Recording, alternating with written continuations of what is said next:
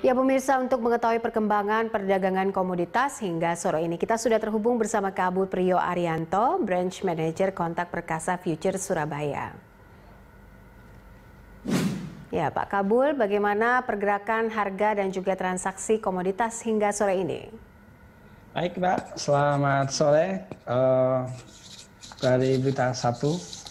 Terima kasih atas waktu yang diberikan pada kami. Jadi pada perdagangan sore hari ini saya coba akan mengulas sedikit mengenai perdagangan komoditas sampai dengan jam 2 siang tadi. Yang pertama kalau kita lihat perdagangan di Bursa Berjangka Jakarta tercatat kopi Arabica itu kita lihat perdagangan per tanggal 5 Oktober itu tercatat mengalami kenaikan lumayan.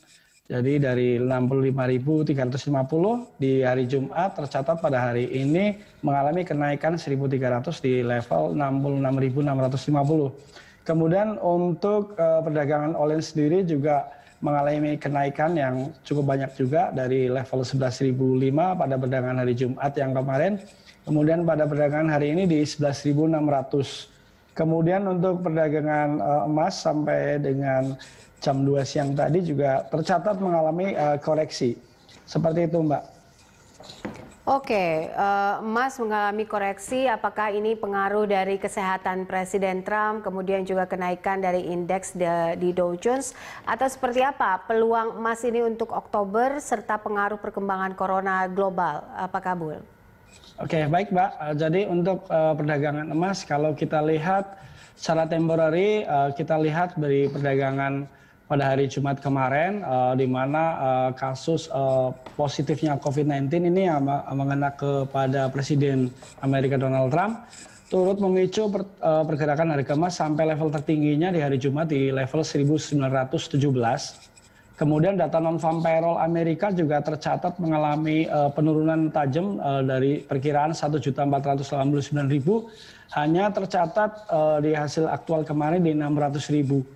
Artinya dari sini turut memicu pergerakan sentimen harga emas untuk meningkat. Kemudian kalau kita lihat dalam perjalanannya untuk hari ini di hari Senin, di mana ada berita positif yang tercatat di mana Presiden Donald Trump sudah tercatat diperkirakan hari ini akan segera keluar dari rumah sakit, yang di mana ini turut memicu koreksinya harga emas.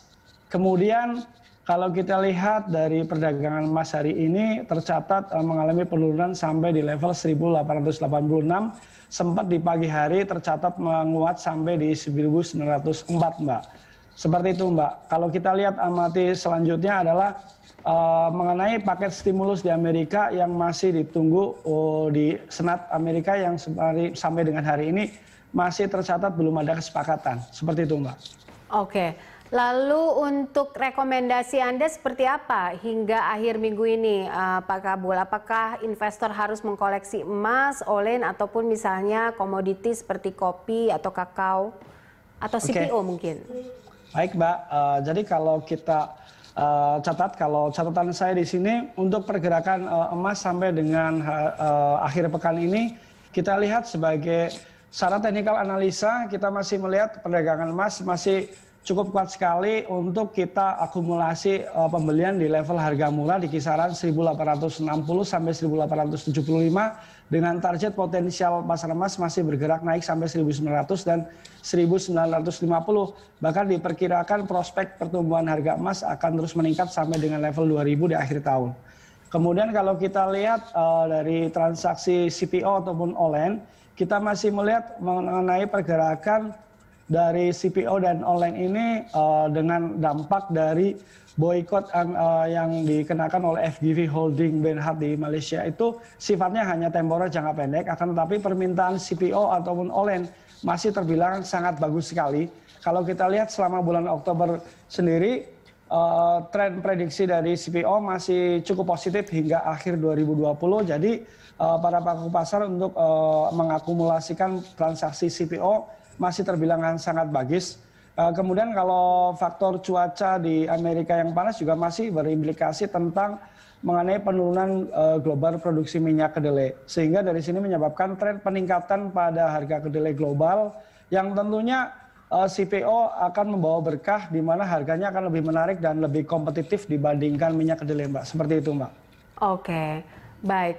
Lalu untuk rekomendasi hingga akhir tahun ini, apa yang mesti kita koleksi misalnya karena kita tahu bahwa ketidakpastian ekonomi dan juga vaksin COVID yang masih belum bisa kita pastikan sampai kapan. Silakan Pak Kabul. Oke. Baik Mbak, untuk tren pergerakan di kuartal 4 hingga akhir tahun kita masih melihat yang pertama adalah faktor dari eksternal mengenai dampak dari perkembangan virus corona yang pertama, kemudian yang kedua dampak dari pemilihan presiden yang diperkirakan tanggal 9 November ini akan dilangsungkan di Amerika, di mana dengan jangka waktu yang sangat baik ini tentunya akan memicu ketidakpastian politik dan ekonomi.